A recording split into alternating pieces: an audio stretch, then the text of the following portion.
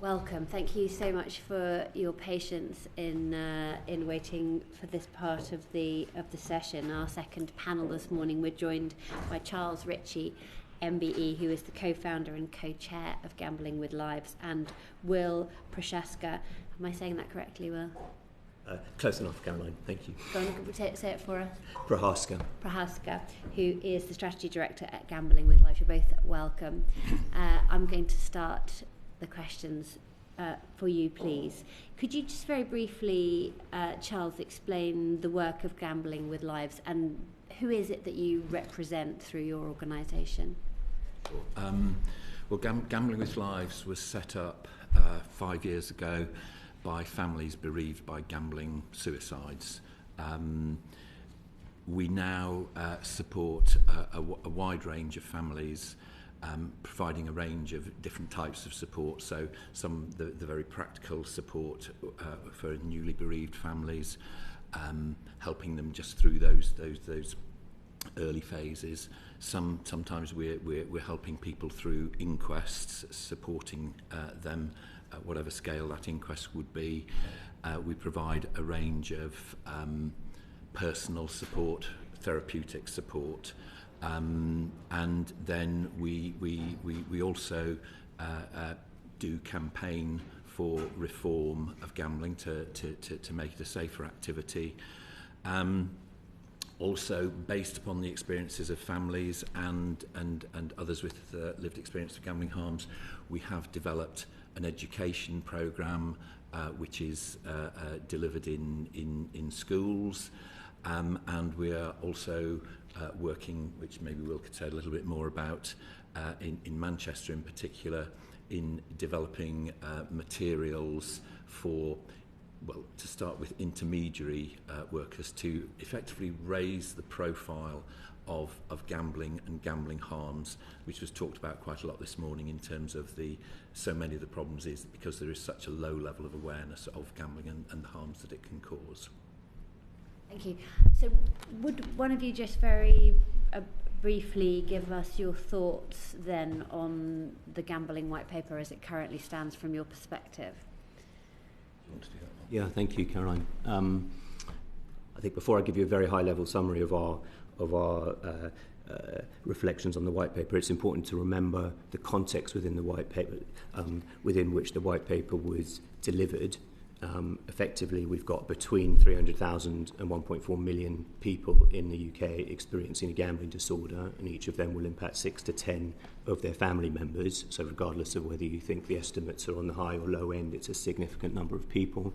We know from Oxford University research on 6.9 million Lloyds banking customers data that 25% of all gamblers are significantly harmed. I think that's really important because a lot of debate is about this being about a tiny percentage of individuals who are vulnerable to addiction. That simply isn't supported by the evidence. The evidence is it's a much larger proportion of people that gamble who are significantly harmed, and that changes the policy response. The industry lobby who you interviewed last week will tell you that there's just a small number of people who are likely to be addicts, and they'll be supported by their industry charity partners. I saw the evidence particularly of the chief executive of Gordon Moody, who seemed to suggest that these people will be addicts whatever happens, and actually it's got nothing to do with the industry. You just need to put some protections around them. We take a very different view of that we've got a set of very dangerous products in this country that are marketed as safe. So some of these products, as Dr. Wardle eloquently said a few moments ago, have got very high addiction and at-risk rates. Online slots have got 45% addiction and at-risk rate, yet they're marketed and licensed by the UK government as safe with no health warnings. And so what we've got is an industry that has become dependent upon a set of very addictive products for a majority of their revenue, and they are dependent, if you take the CEO of the Gambling Commission's suggestion, 90% of revenue is now coming from 5% of customers. So you've got an industry which is effectively dependent upon harm. And to answer a question that I think was put to Dr. Wardle, my view is that you cannot responsibly grow that industry and also reduce harm in the same moment. That is a paradox. It is not possible with the current structure of the industry. And the way in which the white paper was developed, the terms of reference of the white paper, sadly, did not review the founding principle of the Gambling Act, which has got that contradiction at its heart. So the Gambling Act has at its centre an aim to permit, which is typically interpreted as an ambition to grow this industry. In the licensing objectives, it then has a responsibility to protect people from harm. And these are completely contradictory with the current shape of the gambling industry. So without reviewing those principles, the white paper was never going to be all that we would like it to be. However, we engaged with it in good faith, and we think there's some really good stuff in there. And I think we need to make a nod to the Minister, to the Secretary of State, and to Minister Andrew for getting it out quickly.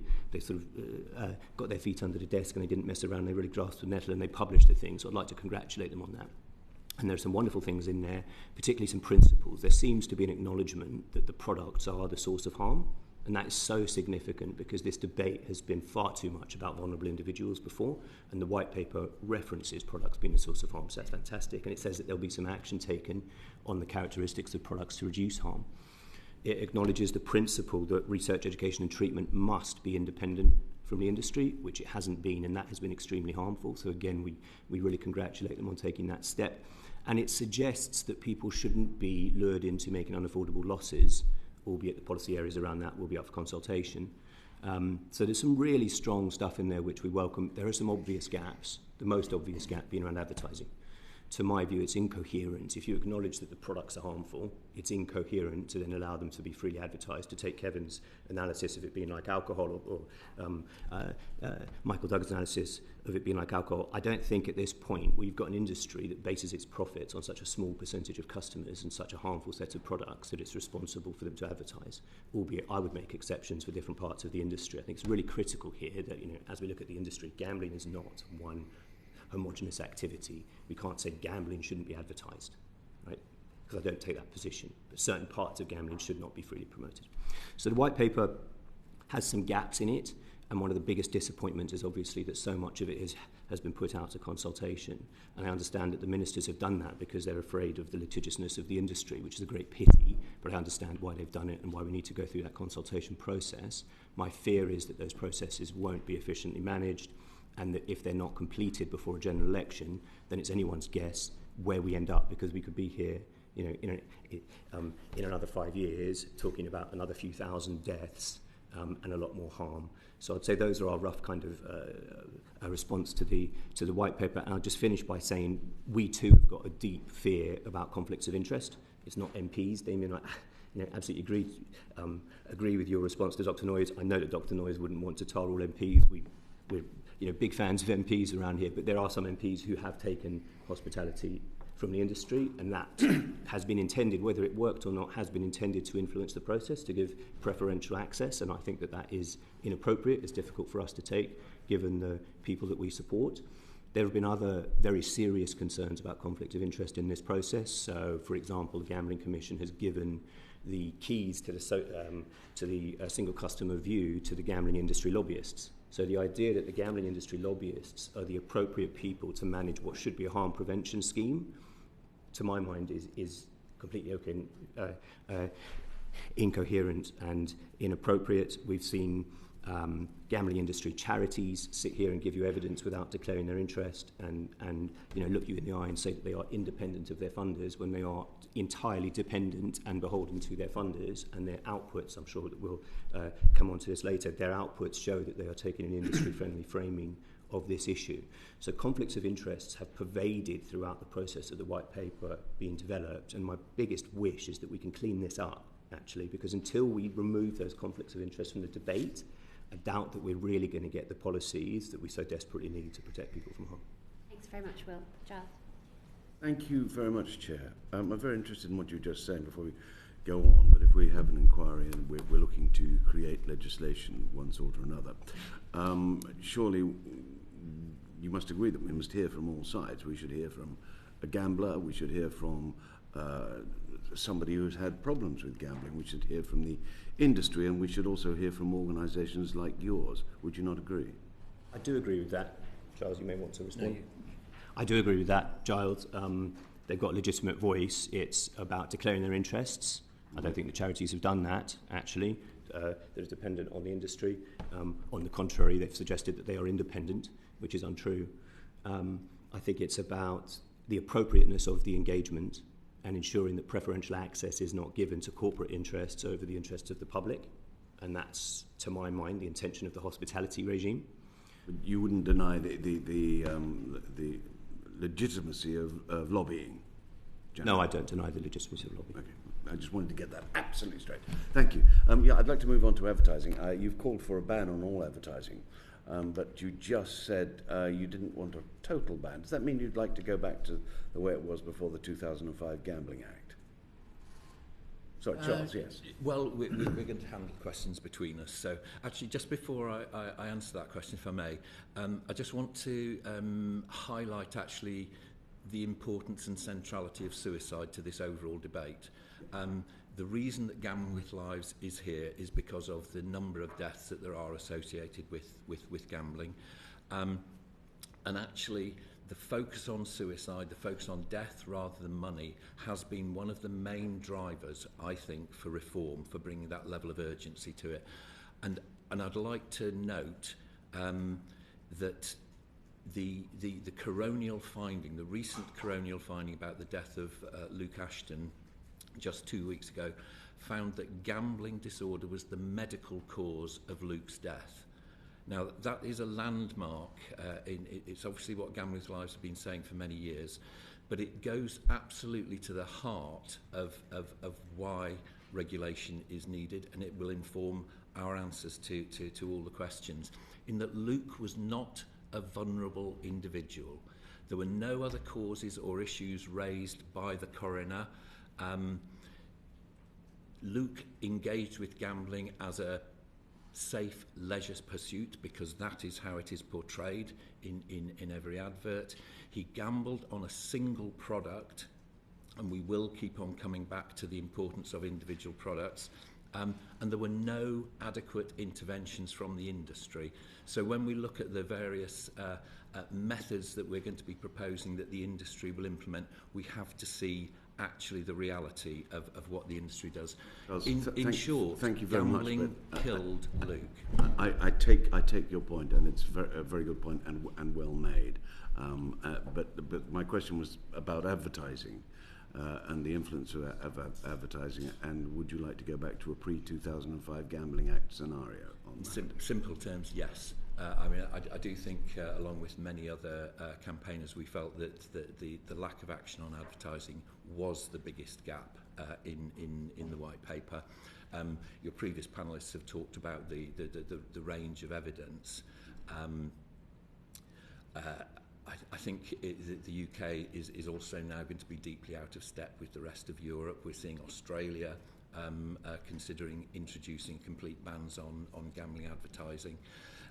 I think certainly our experience within Gambling with Lives is that gambling advertising was the initial engagement for so many young people, often as children. It started their process of going into gambling. We know also that it prolongs people's engagement with gambling, and it causes the relapse of people into gambling. So Professor Wardle talked about the logical inconsistencies. It really does feel that even as I was reading the white paper and the evidence that it was quoted, I was astonished at the conclusion as to how little should be done. I would personally certainly go back to pre-2005. Thank you. Will, anything to add on that? I share that position. I think there's a role for advertising for things like the National Lottery.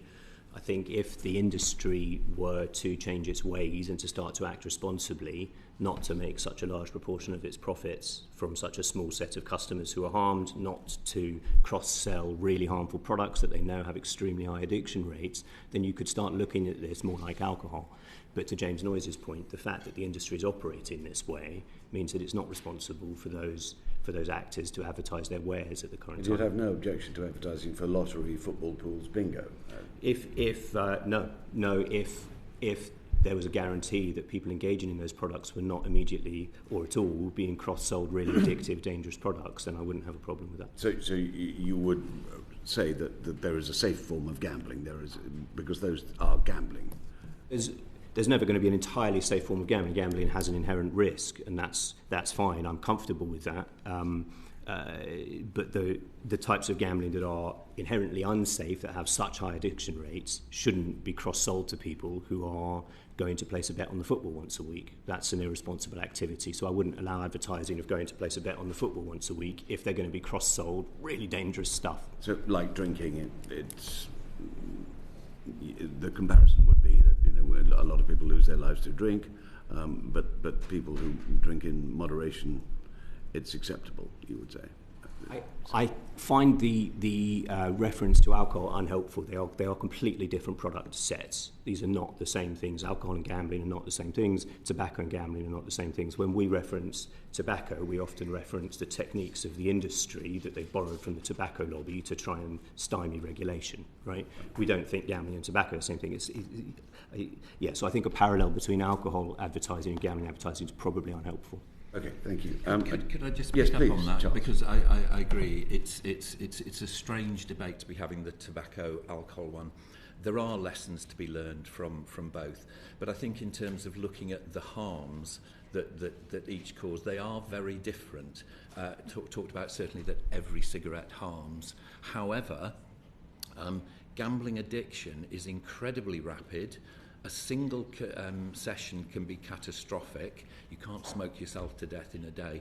So while there are lessons to be learned, I don't think we should sort of think, we'll place it like alcohol or we'll place it like tobacco. We can learn from it, but they are very, very different risk profiles. Okay, thank you. It's a good point. So finally from me, so as you know, the Gambling Commission is going to undertake a review of gambling incentives such as free bets and bonuses, etc. What changes would you like to see come out of that work? I can understand some of the difficulties of framing law to effectively ban free bets and all inducements to gamble. However, I think that is what we should be aiming for. Again, there are too many examples amongst the Gambling with Lives families of people being lured into gambling or continuing their gambling because of the level of inducements that they were offered. Chris Bruni, who died a year before, or 6 months before our own son Jack, received something like £4,500 worth of inducements in the weeks before his death. Now, plainly, that is unacceptable. I think that the level of some of the offers which are now given of 200 spins or a £10 bet, which then requires you to wager multiple times that, some of those are just too dangerous and they do drive addiction. So I think we need to get as close as possible to banning inducements. Right, ban. Thank you. Thank you. I know John has something to say. Please, Jeff. Thank you, John. Thank you, Chair, and thank you, gentlemen, for joining us. Mr. Ritchie, we all know why you set up the charity, and we know about your son, and we're terribly sad about your son. Perhaps you could tell us something about him and what happened to him. Sure, I'll keep it short though. Jack started gambling when he was still at school. In a local bookmaker, so actually all strictly illegal. Maybe things are better now. He had a very big win very early on fixed odds betting terminals, and actually by the time Liz and I found out he was even gambling, we can now see he was addicted. Gambling addiction is incredibly rapid. Jack gambled for 7 years. For many months he was clean. He didn't lose the tens and tens of thousands of pounds of the stories that you hear, and indeed Jack was completely clear of gambling for the 6 months before he died. He had a rapid relapse and didn't, even in that rapid relapse, lose massive amounts of money. He lost £1,500 or whatever, a lot of money. And I think that's a reality check that we need when we're coming back to look at some of the levels. and he took his life within an hour of finishing gambling. So we certainly see that for Jack, that his death, gambling was the route, the long-term route from when he was 17 to the final trigger when he died when he was 24. And I think the thing to say is that Jack is not an unusual story. When Gambling with His Lives was set up, and we contacted lots of other families, and when we all met for the first time, I think there were 10 families at that stage, and we told the stories of our children's deaths, and it was like hearing the same story 10 times over. Bright, happy, young, popular, young people with no, they had the trials and tribulations of any young person, but they were absolutely ordinary, normal people. Their one problem in life was their gambling addiction, and it killed them all. Why do you think he felt so desperate? Because he had struggled with this for 7 years. Throughout that time, the messaging that he was told was that this was something wrong with him. It's the industry model of the responsible gambling model, that it's something wrong with you as an individual. 99% of the world can gamble with no harm. It's you, you're the problem. Jack had worked hard to escape his gambling addiction. I mean, at that time, and in fact, as was acknowledged at his inquest, there was inadequate treatment available. The messaging about the harms of gambling was woeful, I think was the expression used by the coroner. So he had gone through 7 years of struggling against this highly potent addiction that he had been given by his early engagement with this incredibly addictive gambling product. His suicide note said that he didn't think he would ever be able to be free of this. He said he'd travelled continents to escape it. He actually died in Hanoi. I think for Jack, like for so many of the other young people, they saw it as their responsibility to solve this. Now, we know that's ridiculous. Of course it's ridiculous. But as I say, so many young people die coming out of a gambling episode when their brain is still all over the place. You've drunk a bottle of vodka, you don't sober up afterwards. He entered the world feeling that he was the worst person in the world. He had to solve this. His gambling brain came up with the solution. As a parent, that must have been desperate for you, because you must have seen the path to recovery but just couldn't share it somehow with your son. I think back then we didn't understand it, is the truth. And I suspect if you talk to people in the street today, they would not understand and appreciate the risk, the suicide risk of gambling. So we knew that Jack had been gambling from within about a year from when he'd actually started, and we worked with him. We're a close family. We were able to talk about it plainly. We didn't really understand just how deep and what addiction looks like. And I think that is something that we have discovered in the intervening years and have spoken to so many other families about. And indeed, when we were first meeting with regulators and politicians and the industry-funded charities, and we talked about suicide and gambling, and in all honesty, we were met with blank expressions. What are you talking about? And it was shocking. It's shocking when we look back now, and one of the things that I did in those early days was look to see, well, what is the research? And I found a decades worth of research stretching back, but all hidden, not voiced by the regulator, not voiced by the gambling charities, and that is really why the coroner concluded that the information around gambling and the risk associated with it was woeful. And maybe this is anticipating another question, but part of that reason is, in fact, the coroner asked at Jack's inquest who was responsible for this gambling messaging to say how dangerous it was. Gambling Commission held their hands up and said, well, it's not us, it's the gambling charities. To which the coroner said, who are the gambling charities? And they're essentially the industry-funded charities who had remained silent on this risk, and in particular on the risk of products, and had effectively continued the responsible gambling model. So how do you feel when you see some of the witnesses who have appeared before us who are trying to defend their industry and trying to discourage the kind of interventions that I'm guessing people like you think are absolutely vital to save lives in the future? When you look at them, when you listen to them, highly paid lobbyists, what do you feel about them?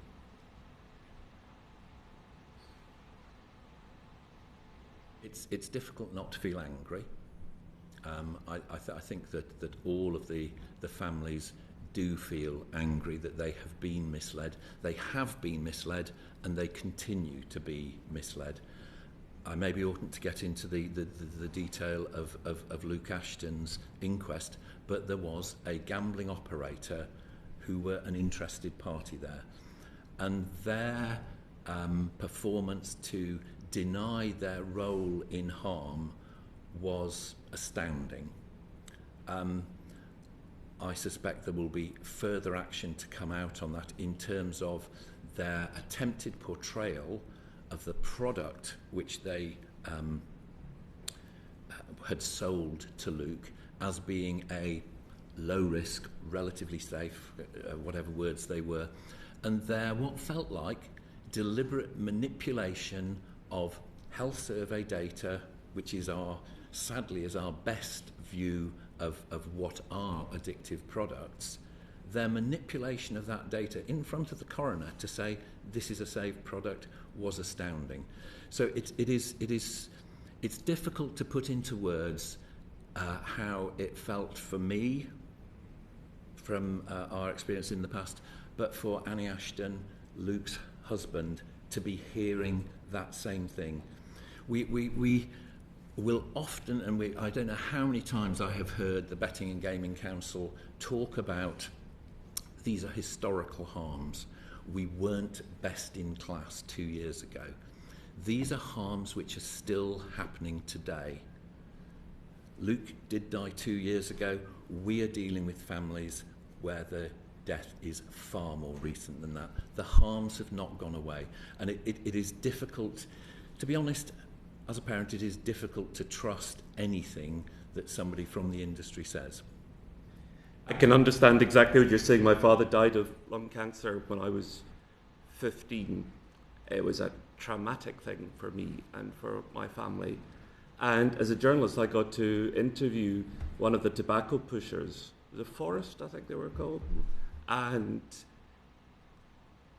I just felt such revulsion talking to this man in his expensive suit with his expensive tan as he tried to push his awful product and pretend that it was somehow their legitimate choice. It infuriated me. Could I move on relatively quickly, if I may, and talk about sponsorship? Because we've discovered in the course of this inquiry that young men are more likely to become addicted than women proportionately. A number of witnesses have talked about sports sponsorship and politicians' failure and the football's failure to engage with this as well. Can I ask you what effect you think that football sponsorship, that gambling sponsorship in football and other sports has on the preponderance of young men becoming addicted and the gambling as a whole becoming glamorized? I think it's fundamental to it. I think what you have to understand is that you have an industry here which isn't like other industries. It's not a normal industry, not a normal set of products which we've described. This industry tends to bankrupt its best customers. Most industries like to build long-term relationships with their customers and, think about lifetime value. This industry squeezes its best customers for everything they've got as quickly as possible. Advertising is therefore fundamental to its business model to replace its lost customer base. And football is a fundamental route to that, particularly to young men who have traditionally provided a disproportionate amount of revenue for the industry, although that's starting to change. So football is key to the business model at the moment. They are not, whilst the advertising portrays it as safe, fun, and a social activity, actually for most people who are gambling, particularly people who are gambling unhealthily, it's not a social activity, it's a solitary activity typically done on your mobile phone, sometimes in the middle of the night. And as I said, they're cross-sold more addictive products. We had a case of a boy who was 19 years old who died last year. He gambled with a single operator, and the operator actually gave his family the data of all of his gambling and all of the inducements to gamble. He was a Chelsea fan. He'd undoubtedly been brought into gambling through the advertising. His friends had gambled because it had been sold to them as a social activity. And we were able to track what was an 18-year-old boy, he gambled for a year before he died, track his gambling and then an inducement. I think he had over 80 inducements over the course of that 1 year that he gambled. And you can track them. He was gambling on the football, single sports betting. He was then cross-sold in-play sports betting, far more addictive product. It's been designed to replicate the structural characteristics of online slot machines. It's fast-paced, basically. It's got nothing to do with the outcome of the match. It's next throw-in, next corner. Stuff doesn't matter. If you're a real football fan, this isn't the stuff that drives you. But he was given free bets on in-play sports betting. And you can see his gambling go up, right? Just a few months later, he was given free bets on online slots and online casino products. And you can see his gambling go up. And then he's dead. 19 years old. Terrible. And it starts with the sponsorship. Just finally, and very quickly, before I hand back to the chair, what would you like us in this committee to recommend as a result of your experiences and expertise? Like I said at the start, the framing of the white paper limited its capacity to reform the industry to really reduce harm. I would like to see a recommendation that the white paper policies are implemented without delay.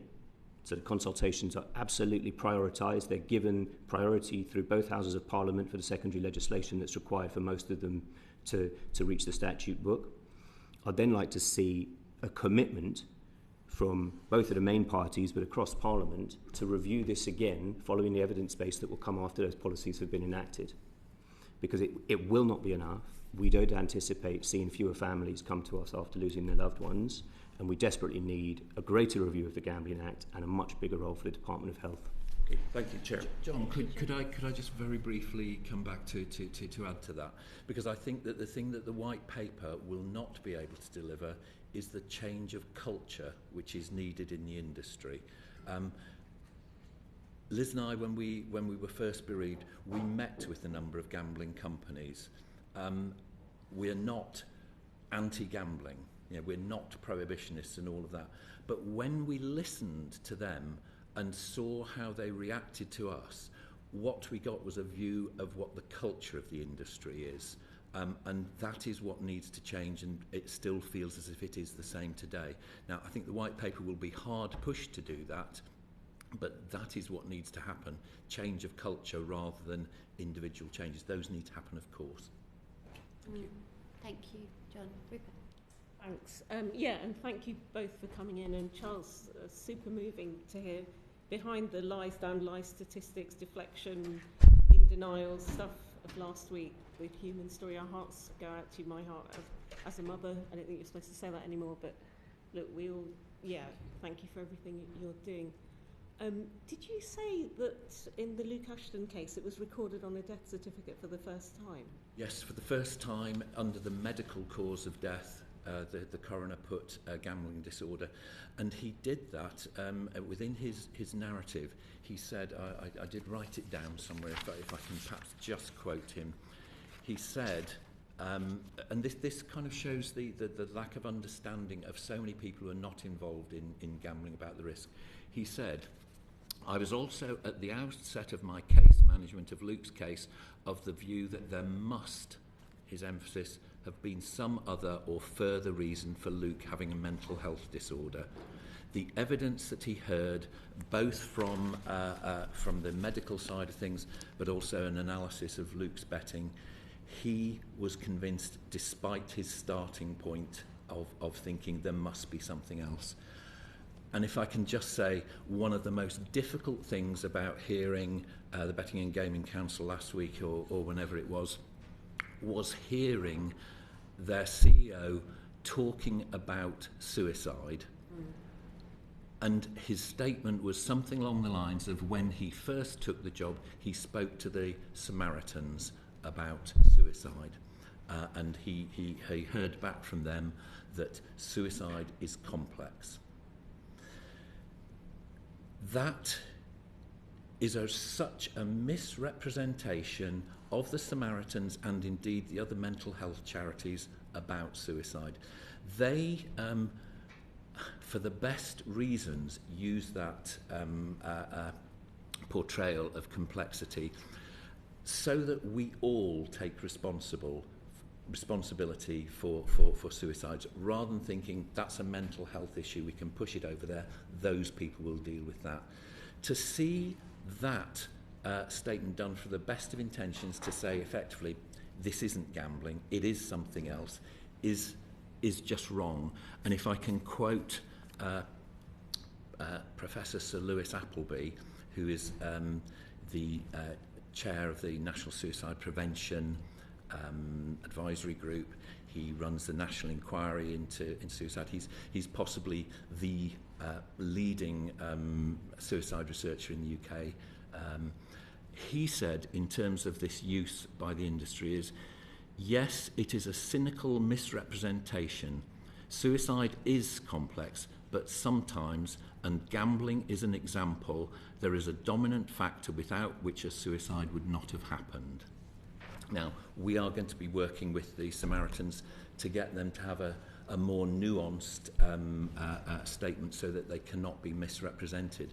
But so the misrepresentation that I heard last week was, it was an insult to every family, everybody who's actually been harmed by gambling. But more importantly, it is wrong.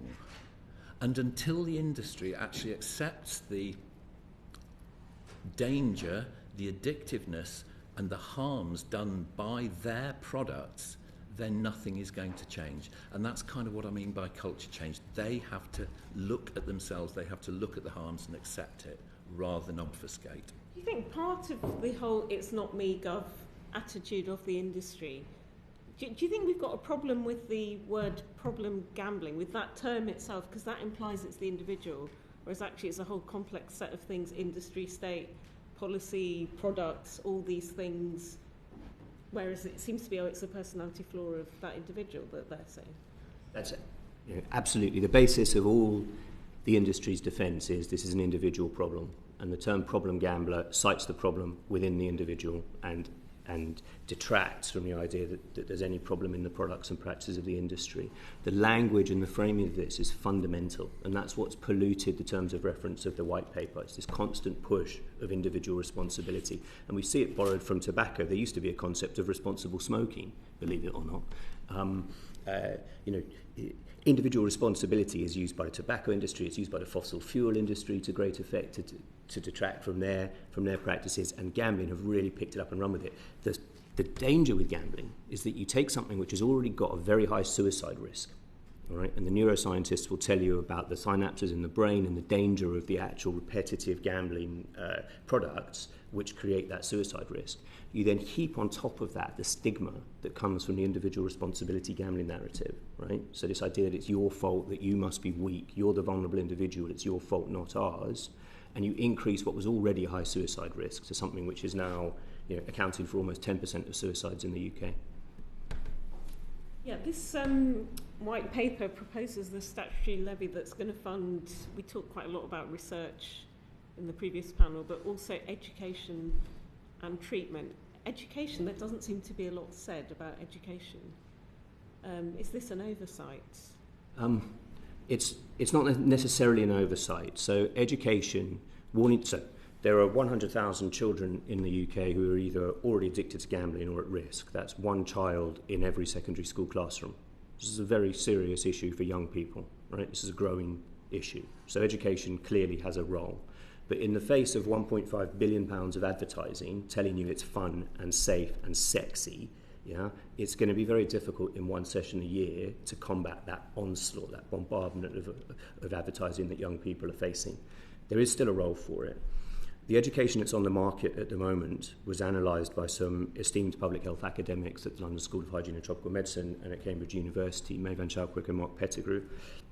And they analysed the education delivered by the three main providers. That's Gamble Aware, YGAM and GamCare, two of those organisations you had giving evidence last week. And their analysis found that the education materials on the market problematise children, distract from the role of industry products and practices, and serve to normalise gambling.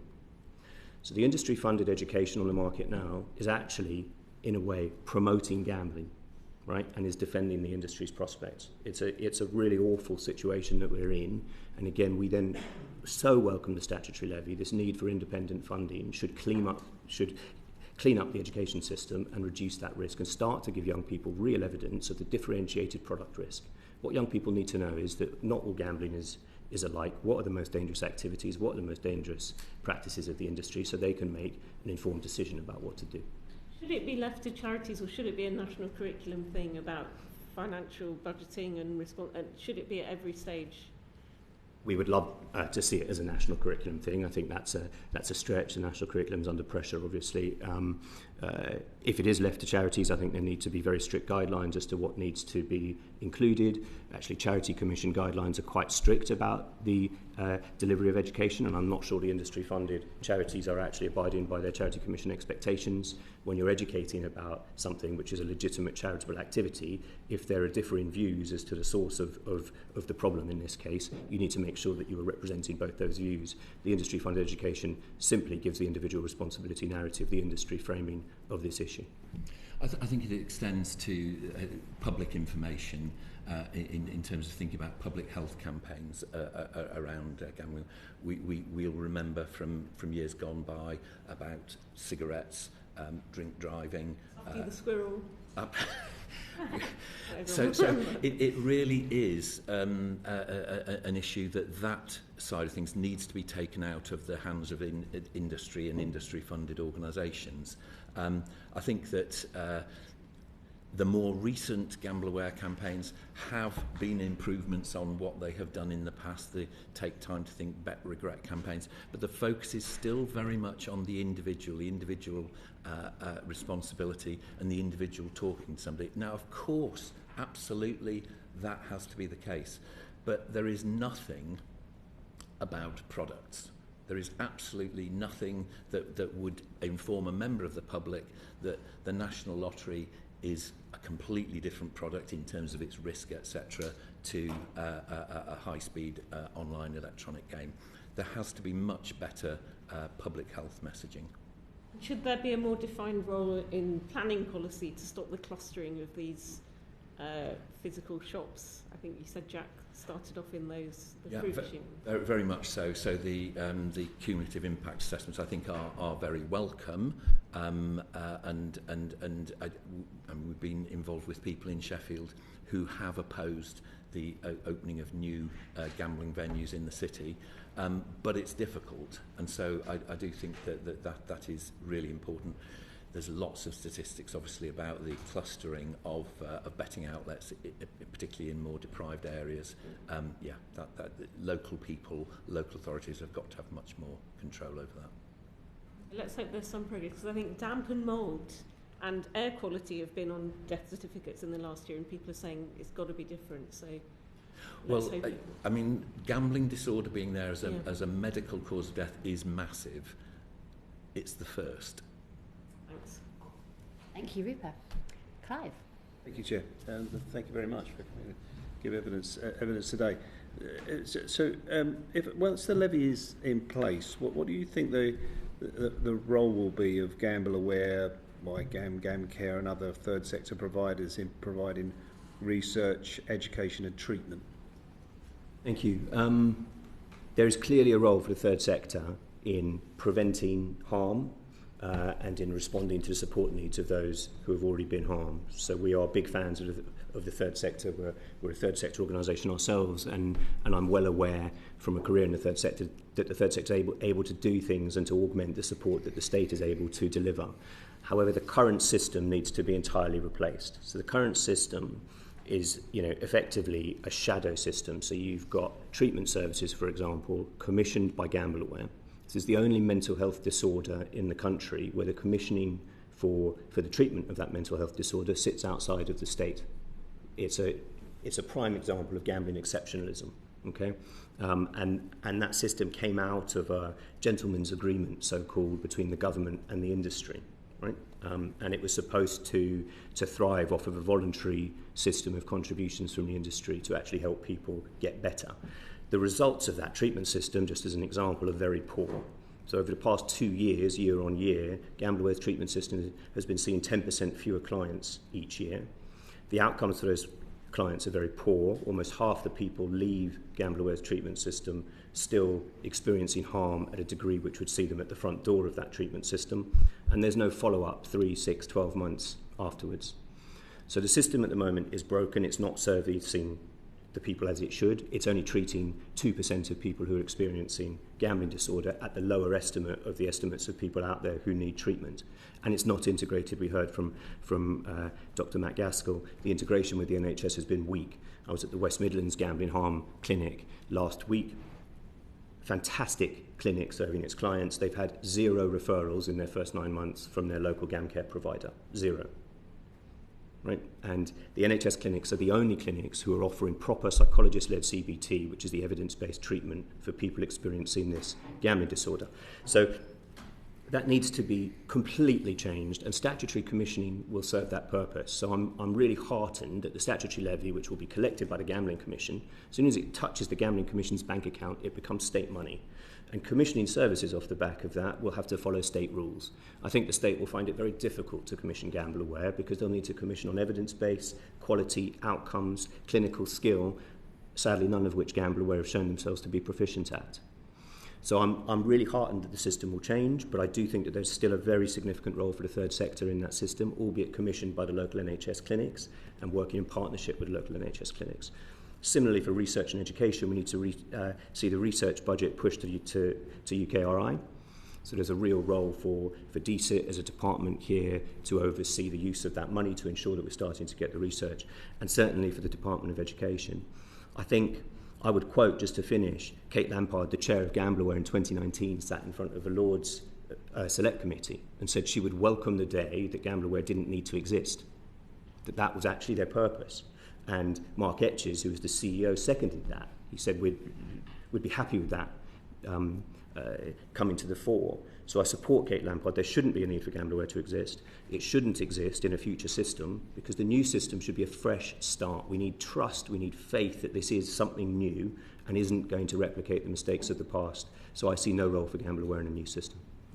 So, and you mentioned NHS services. I mean, what's your assessment of that, and how do you think that may change once the levy's in place?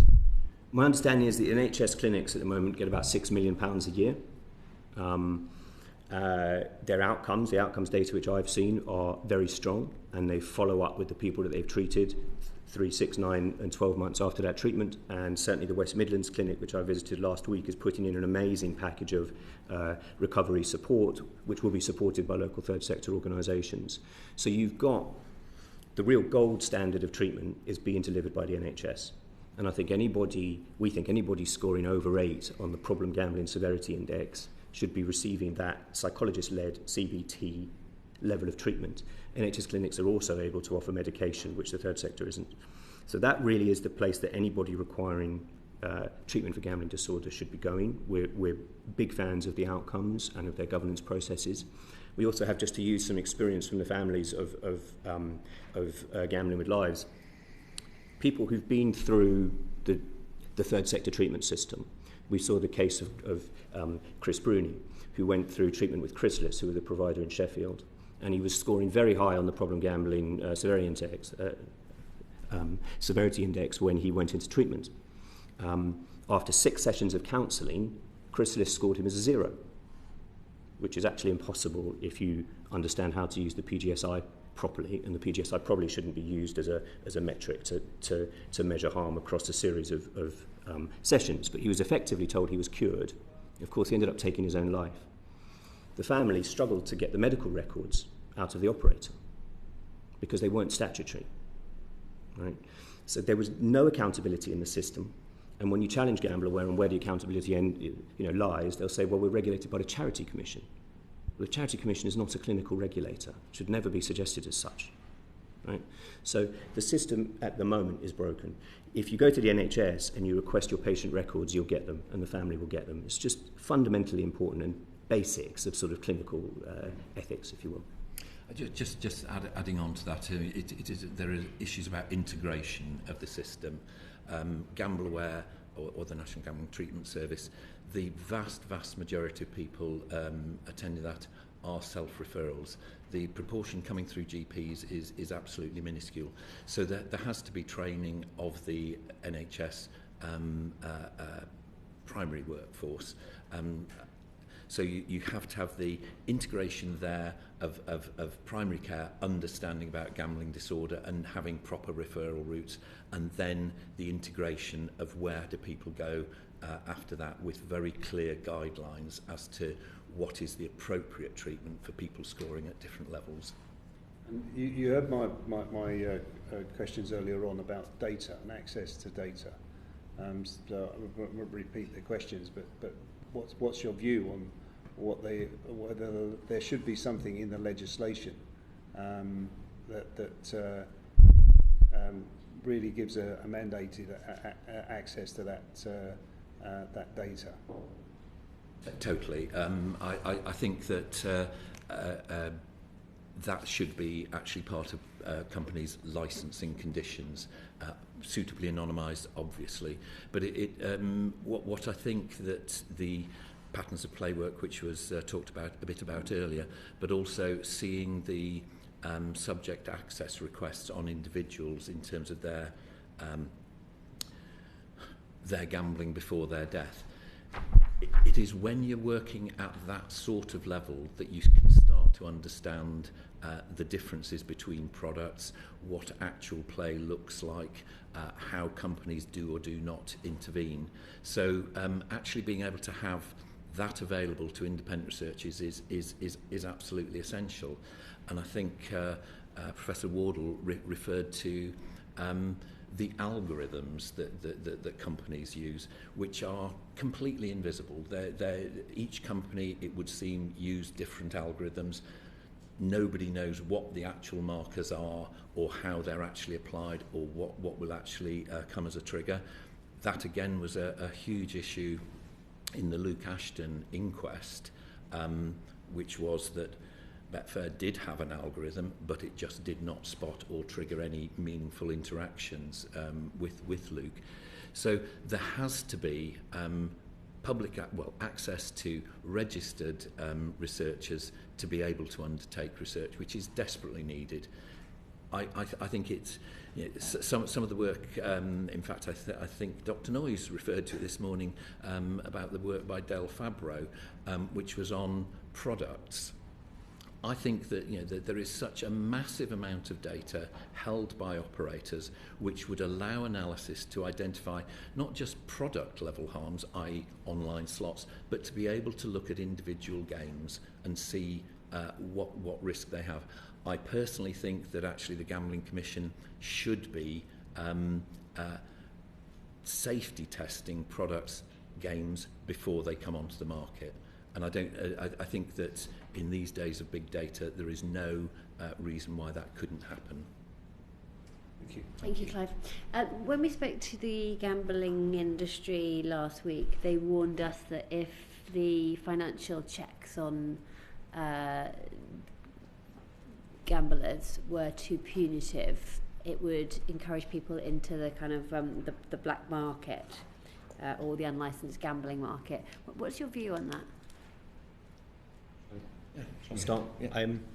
There was a very powerful piece released, I think it was last week. Don Foster wrote a letter Lord Foster wrote a letter based on the back of some yield-sec data which had come from the industry. So yield-sec had analysed the scale of the black market in the UK and found that it was less than 1% of the gambling market. And that supports assertions by the CEO of the Gambling Commission that the threat of the black market has been overplayed. We would say that's been overplayed for lobbying reasons to try and resist change. You saw this with tobacco control. When greater control was put on tobacco, greater levies were put on tobacco, the tobacco industry said, well, all the cigarettes are just going to come across the channel. You're just going to push people to the black market. And it didn't happen, actually. So again, it's a classic technique used by harmful industries to try and... It was the same people making the fags.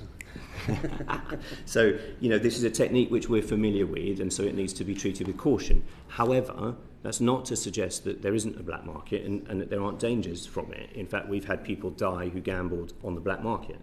So I don't want to diminish that as an area of risk, and I do think we need some policy proposals. The Gambling Commission simply needs more power, and it needs to be able to close down black market operator websites to ensure that this doesn't become a larger problem than it is, but it's not a very large problem. The harm that's happening in Britain is being driven by the regulated market.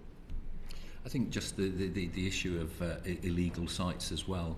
I think that last week that was posed as being something as an untackleable problem, that something closes down, it opens up as something else the next day. There are products on the market now like Gamban, which part of their job is actually monitoring new sites and adding it to their own blocking software. None of this, given the will, is insurmountable. As Will says, plainly, there is the potential for a black market, but there are plenty of solutions to minimise that risk. Thank you. And finally, Kevin. Thank you, and thanks for your evidence this morning. Can I just ask what your view is about the gambling ombudsman proposals in the white paper? Yeah, we're very pleased to see an ombudsman. We would prefer for it to be put on a statutory footing, because I fear that... Would that delay things a lot? I mean, you were saying you wanted things to be implemented quickly. I would like it to be on a statutory footing quickly, is my answer to that. It isn't planned to be on a statutory footing, and I suspect... we've not seen lots of the things that we've said will show you that we don't see the industry currently as a good faith actor. They've slowed down proposals for reform. They have hindered proposals that would have saved people's lives. The implementation of an ombudsman is likely not to be in their commercial interests, because there are lots of cases at the moment where people are out of pocket and they don't have anywhere to go, and the industry is able to maintain their profits. So I fear that the industry influence over an ombudsman will not be helpful, and I suspect we'll be back here in a number of years saying it needs to be put on a statutory footing. There are also some concerns about an ombudsman for us specifically, that I doubt it will give any recourse for bereaved families. At the moment, there's no justice for a bereaved family. Somebody's died at the hands of, at best, negligence on the part of a corporate actor. It's very difficult through the civil courts to bring cases, although I'm confident cases will be brought soon. Inquests do not apportion blame. They find out what happened, and whilst there's some justice from an inquest acknowledging, like they did in the Jack Ritchie inquest or in the Luke Ashton inquest, acknowledging that it was not the fault of... So what do you think the Ombudsman will do then if it doesn't actually assist in deciding whether or not a complaint is justified and recommend? Well, I suspect it will assist in deciding whether a complaint is justified, whether or not the gamblers who bring those complaints are satisfied with their adjudication will be the question. But I mean, we used to deal with Ombudsman all the time in our capacity as MPs, and quite frankly, we help our constituents a great deal to do that for obvious reasons. We want them to, but in many cases they'll never be satisfied, because they have a burning sense of injustice inside them, and that is an inevitable part of any ombudsman service or anyone who makes a complaint about it. That's probably right, but I think your constituents or any MP's constituents would have greater faith in the adjudication if it was put on a statutory footing than if it's supposedly independent but with industry endorsement. So again, I just have reservations. I think as well, to add to it in relation to an ombudsman is another gap actually in the white paper was no statutory duty of care. We can understand why, because of the delays of making it statutory, but that does leave a major hole in the opportunities for redress by individuals. we suspect that actually a duty of care will ultimately come through a civil case or through an inquest, and that does need to happen. So, in relation to the implementation of the white paper, obviously there's further consultations, and you referred to them earlier on. Do you have any sense in your own mind of, I think you did refer to this a bit earlier, but whether or not this can be landed by next summer? For obvious reasons, that's a sort of time period I pick. I've been assured by DCMS officials that, for example, the levy consultation and process of affirmative secondary legislation that will be required to enact the levy can be achieved by the end of next summer, albeit I've spoken to other parliamentarians who think that can be done a lot quicker. And on the levy in particular, I think there's a level of pragmatism needed. We're not going to get to a smart levy tomorrow. We don't have the research base, the evidence base. So we are going to need a level of pragmatism and then build as we go as the research base strengthens. On the other consultations, I'd be lying if I didn't say that I was concerned with the Gambling Commission's capacity to deliver the number of work streams that it's responsible for without an increase in its resources. And I noted with interest that the consultation on increasing the Gambling Commission's resources is only scheduled for 2024 and not 2023. I probably would have done it the other way round. I would have given them the resources as part of the white paper or as an early consultation to enable them to scale up and then deliver the other work streams as quickly as possible. But they are confident they can do it, and I think we have to give, act in good faith and support them. Very briefly, the other worry that I have is the availability of the information that they will need to make some of the changes. So that we welcome hugely about making products safer. My worry is at the moment that the Gambling Commission has inadequate information on exactly what makes a product dangerous. Now, that research could be done, should be done. It's not going to be done in time for this consultation. So I hope that they take a precautionary approach rather than effectively saying we don't know what it should be. So spin speeds, which 2.5 seconds, that needs to be substantially increased. So they need to make some decisions even if they haven't got perfect information. Okay, we have spent a lot of time this morning. Sure. So apologies for having to be brief at the end, but that, unfortunately I drew that in the batting order today, so that I don't have much time. But can I just go back to what we did discuss earlier on, and I think you called it a strange debate when, Charles, in what you said, when we were talking about the analogy potentially with alcohol and then with smoking. And I do understand the point you're making about particular products and about that, particular potential for harm and so on, and the number of people within the cohort of people who gamble who might be affected by those products. But isn't it, from our point of view, in trying to frame this, what we are trying to do, all of us, even coming from very different perspectives sometimes, people, is to try and work out what's the right level of regulation of something that you're not proposing either that it should be prohibited, but it's finding the right level of regulation that would constitute good regulation of this industry. Is that not a reasonable way to approach it? It is, but I think it is also taking a more sophisticated approach to what the regulation focuses on, how it's framed. For instance, on products, there would be very different actions that you would need on different products to make them safer. I think that we would say on advertising that the negative consequences and potential of that, and trying to believe that we can keep advertising away from children or whatever. I think that there are some areas then actually you do make a decision to say, okay, that is not allowed. So actually I would take a harder line than perhaps our three previous witnesses. And you take a harder line than with alcohol in terms of advertising, for example? In terms of advertising, yes. I mean, I do think there are some products which actually should not be advertised. I think it's... I'm